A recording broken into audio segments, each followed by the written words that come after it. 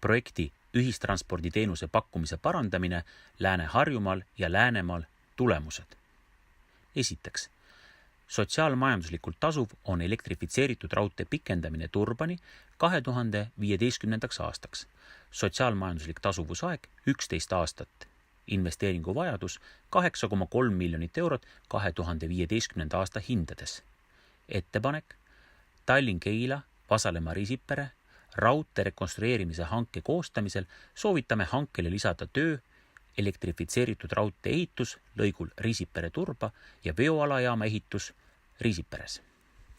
Teiseks, sotsiaalmajanduslikult tasuv on elektrifitseeritud raudtee pikendamine Rohukülani 2020. aastaks üksnes siis, kui täiendavalt korraldada reisijate ette ja laiali vedu bussidega rongipeatustesse.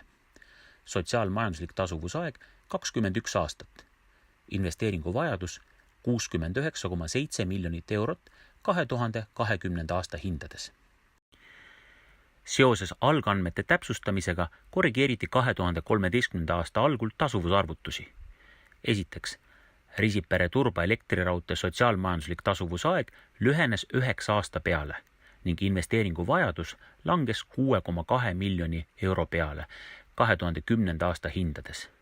Teiseks, reisirongiliiklus Haapsaluni ja Rohukülani osutus sotsiaalmajanduslikult tasuvaks ka siis, kui bussiliiklust muudetakse vähesel määral. Elektrirongiliikluse avamine Rohukülani on sellisel juhul sotsiaalmajanduslikult tasuv 24 aastaga ning selle stsenaariumi investeeringu vajadus on 46,5 miljonit eurot 2010. aasta hindades. Tasuvusaeg lüheneks, kui korraldada reisijate ette ja laialivedu bussidega rongipeatustesse.